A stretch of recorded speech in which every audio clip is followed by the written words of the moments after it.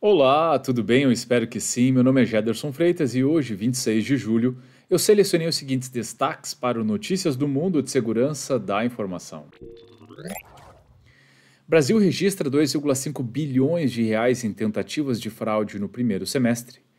Custo de uma violação atinge 4,5 milhões de dólares, novo recorde. E Grupo Lazarus viola servidores IIS para espalhar malware. E eu começo com essa notícia que fala: Brasil registra 2,5 bilhões de reais em tentativas de fraude no primeiro semestre. Nos primeiros 6 meses do ano, o país registrou 2 milhões de tentativas de fraude, segundo o mapa da fraude da ClearSale, empresa especializada em soluções antifraude nos mais diversos segmentos. Em valores, o total chega a somar 2,5 bilhões de reais. O estudo, que analisou 117,1 milhões de pedidos entre 1º de janeiro a 30 de junho, aponta queda de quase 50,6% no número de tentativas de fraude comparado ao mesmo período do ano passado. No entanto, apesar das quedas nos números gerais, o valor do ticket médio nas tentativas de fraude foi de R$ 1.273, crescimento de 4,1% a mais que o primeiro semestre de 2022. Para Eduardo Mônaco, CEO da ClearSale, os dados refletem a desaceleração do comércio eletrônico e as incertezas financeiras decorrentes do atual cenário econômico. Já havia essa expectativa devido à retomada do comércio presencial e à ligeira diminuição das vendas por aplicativos. De toda forma, os números ainda são altos, principalmente quando olhamos para o valor total e ticket médio das tentativas de fraude, que, inclusive, foi mais alto do que em 2022. Lojistas precisam permanecer atentos e vigilantes aos possíveis golpes, cada vez mais sofisticados e frequentes, comenta. Para o levantamento do mapa da fraude, a ClearSale considerou apenas pagamentos via cartão de crédito no setor de e-commerce. São consideradas tentativas de fraude todas as transações que, por algum motivo, foram classificadas como suspeitas ou confirmadas como fraude. Abaixo confira os dados exclusivos sobre as fraudes no e-commerce brasileiro. Entre as categorias que mais sofreram tentativas no primeiro semestre deste ano estão eletrônicos, 5,7%, com ticket médio de R$ 2.545, celular, 5,2%, com ticket de R$ 2.901, e informática, 3,3%, com ticket médio de R$ 2.623. Vale ressaltar que, com exceção de informática, eletrônicos e celulares, estão pelo terceiro ano consecutivo na liderança das categorias mais visadas por fraudadores. Isso se deve, segundo o CEO, à elevada procura em mercados paralelos, maior liquidez e facilidade de transporte. Dados preocupantes, não? E nessa matéria, divulgada no portal cisoadvisor.com.br, custo de uma violação atinge 4,5 milhões de dólares, novo recorde. O custo médio para uma organização atingida por uma violação de dados atingiu novo recorde neste ano, embora as empresas estejam divididas sobre quem elas acreditam que deve pagar a conta, de acordo com o relatório divulgado pela IBM no dia 24. Segundo o relatório, a média global para uma violação é de 4,45 milhões de dólares, o que representa um aumento de 2,3% em relação a 2022 e um salto de 15,3% na comparação com 3 anos atrás. Além disso, os custos associados à detecção e escalonamento cresceram 42% desde 2020, representando a maior parte dos custos de violação e indicando uma mudança para investigações de violação mais complexas. Em um momento em que o número e o custo dessas violações, 95% das organizações pesquisadas sofreram mais de uma violação, estão aumentando, cerca de 51% das empresas disseram que planejam aumentar os investimentos em cibersegurança. No entanto, 57% disseram que eram mais propensas a repassar os custos associados aos ataques aos consumidores, em vez de aumentar seus investimentos em segurança. Segundo a IBM, isso não deve ser uma grande surpresa. No relatório do ano passado, ela observou que 60% das violações de dados levaram a aumentos nos preços que foram repassados aos clientes. John Dwyer, chefe de pesquisa da Unidade de Inteligência de Ameaças X-Force da IBM, disse ao Security Boulevard que a segurança cibernética agora faz parte do custo de fazer negócios. Portanto, as empresas que aumentam o preço de seus produtos e serviços, se forem atacadas, não devem ser inesperadas. Para essa 13ª edição do relatório, o Ponemon Institute estudou 553 organizações atingidas por violações de dados entre março de 2022 e deste ano, com a IBM analisando as informações. Dwyer observou que, embora apenas metade das empresas pesquisadas dissessem que aumentariam os investimentos em ferramentas de segurança, o relatório mostrou que isso pode reduzir significativamente os custos de violação de dados. O uso de inteligência artificial é um exemplo, segundo a IBM. A Big Blue descobriu que as organizações que usavam IA e tecnologias automatizadas extensivamente eram recompensadas com um ciclo de vida de violação mais curto, o tempo entre a identificação e a contenção de uma violação, o que por sua vez reduzia o custo geral do ataque. O relatório afirma que as empresas que usam tecnologias de inteligência artificial e automação tiveram um ciclo de vida médio de violação de 214 dias, 108 dias a menos do que a média das organizações de 322 dias, resultando em 1,76 milhão de dólares a menos em custos. Na avaliação da IBM, essas ferramentas também ajudarão a reduzir os custos de um ataque, aumentando o número de violações que as próprias equipes de segurança das empresas podem detectar. Segundo os números, apenas 1/3 das brechas citadas pelo relatório foram detectadas pelas próprias empresas. Cerca de 27% foram divulgadas pelo ataque, com o restante identificado por um terceiro benigno. Esses ataques identificados pelos perpetradores custaram às organizações quase 1 milhão a mais do que detectados pelas próprias equipes de segurança das empresas. A diferença no tempo necessário para localizar e mitigar uma violação também influenciou o impacto financeiro geral. As empresas que detectaram uma violação em menos de 200 dias tiveram um custo médio de 13,93 milhões, 1,02 milhão a menos do que aquelas que levaram mais de 200 dias. A IBM também identificou outras etapas que ajudaram a reduzir os custos de violação de dados, incluindo o uso de DevSecOps, metodologia integrada de testes de segurança de software, reduziu o impacto das empresas que adotaram a prática em 1,68 milhão de dólares, e ferramentas de planejamento e testes de relatórios de incidentes em 1,49 milhão de dólares. Entretanto, um sistema de segurança altamente complexo pode aumentar os custos gerais. Outro ponto importante destacado pelo relatório é relatar o incidente às agências e os órgãos da lei. As vítimas de ransomware que denunciaram as autoridades após uma violação economizaram em média 470 mil dólares na comparação com aquelas que não o fizeram. E, no entanto, 37% das vítimas de ransomware no estudo não recorreram a órgão da lei. À medida que as empresas continuam a migrar seus negócios para a nuvem, não é surpresa que os cybercriminosos também estejam olhando nessa direção. A IBM descobriu que 82% das violações incluíam dados armazenados em ambientes públicos, privados ou, como em 39% dos ataques, ambientes multinuvem, onde os custos incorridos eram maiores do que a média geral, em 4,75 milhões de dólares.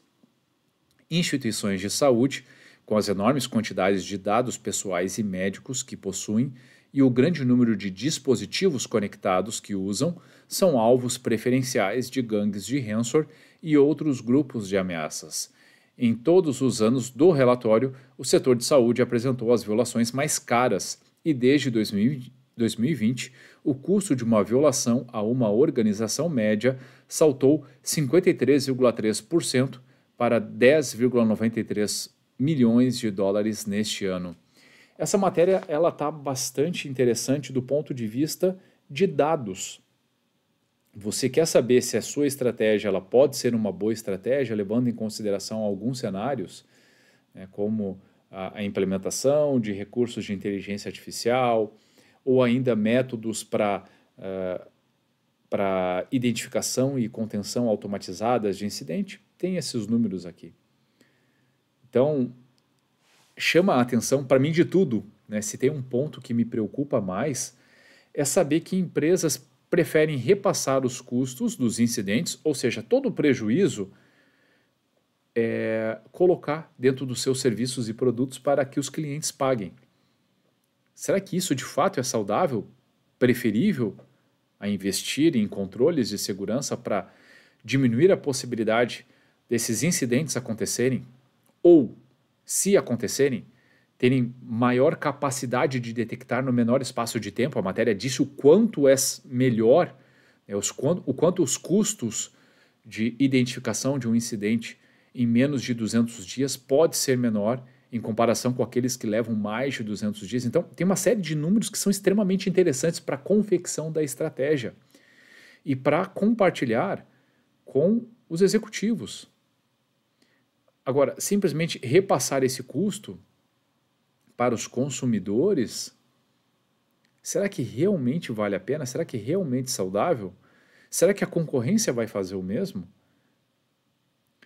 Então, são dados extremamente importantes e que precisam ser levadas para a tomada de decisão. Sugiro, obviamente, que acessem o portal do CISO Advisor e leiam a matéria na íntegra. E na última matéria de hoje, Grupo Lazarus viola servidores IIS para espalhar malware. O grupo de hacker Lazarus, patrocinado pelo governo norte-coreano, está violando os servidores web do Windows Internet Information Service, ou IIS, para sequestrá-los e utilizá-los na distribuição de malware.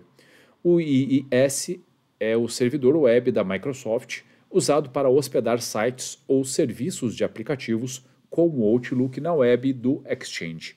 Analistas de segurança do Ahan Lab Security Emergency Response Center, a SEC, da Coreia do Sul, relataram que o Lazarus estava mirando servidores IIS para acesso inicial a redes corporativas.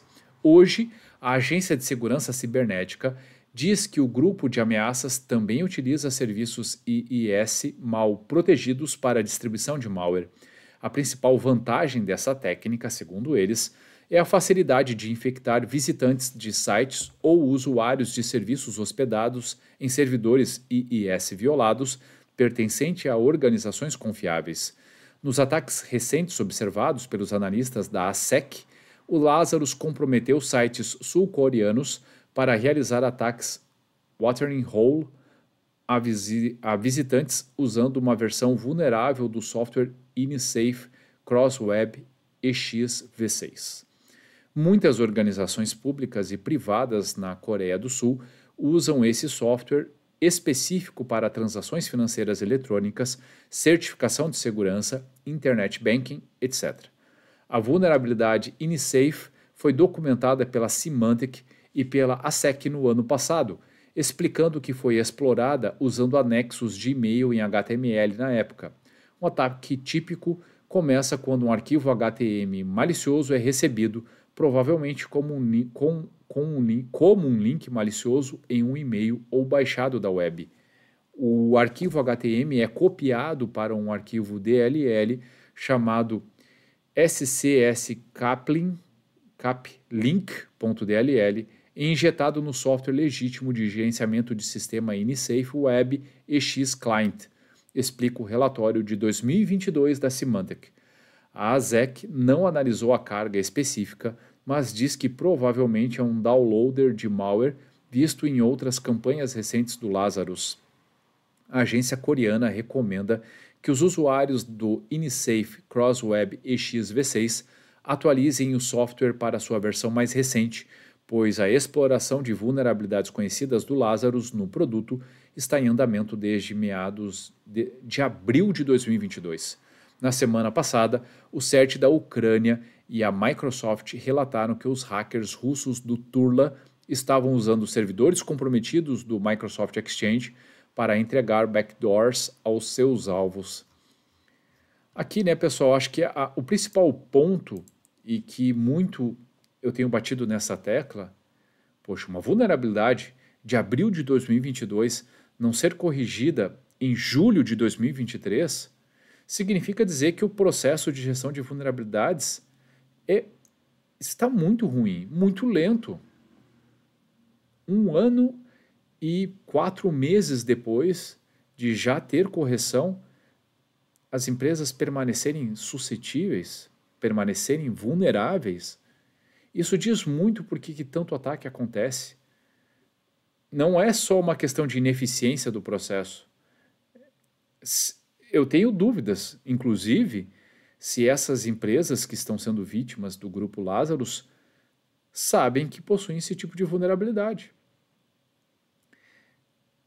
E isso mostra, correlacionando com o que a matéria anterior disse, empresas permanecem com criminosos acessando o seu ambiente sem detectar por mais de 200 dias. Claro, façam as contas. Empresas permanecem vulneráveis há 1 ano e 4 meses. Ataques que comprometem esse servidor e são a porta de entrada para muitos outros ataques acontecem por meio da exploração dessa vulnerabilidade. Bom, se isso aconteceu no ano passado, boa parte das empresas podem estar sendo vítimas sem sequer saber. Então, no fundo, quando eu falo que é preciso rever alguns processos, como o de gestão de vulnerabilidades, é porque estamos perdendo essa batalha e sendo vítimas de muitos ataques por não fazermos o básico. E entre as questões básicas, além do processo de gestão de vulnerabilidades, está também o processo de gestão de acesso.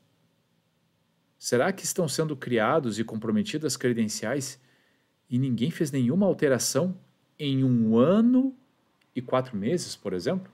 Será? Como está esse processo de revisão? Então, enfim, o básico não está sendo bem feito e como o básico não é bem feito, os criminosos acabam nadando de braçada. Bom, pessoal, o que eu tinha selecionado para hoje era isso. Espero sinceramente que vocês tenham gostado e se você gostou do conteúdo, se fez sentido para você, então curta, salve, compartilhe esse post ou marque as pessoas que podem se beneficiar desse tipo de conteúdo. Eu tenho certeza que fazendo essas ações, podemos fazer a diferença trazendo mais cultura de segurança da informação. E se você ficou com alguma dúvida, tem alguma crítica ou sugestão, fique muito à vontade para deixar comentários ou mandar mensagem diretamente para mim. Combinado? Ótimo dia a todos e até a próxima!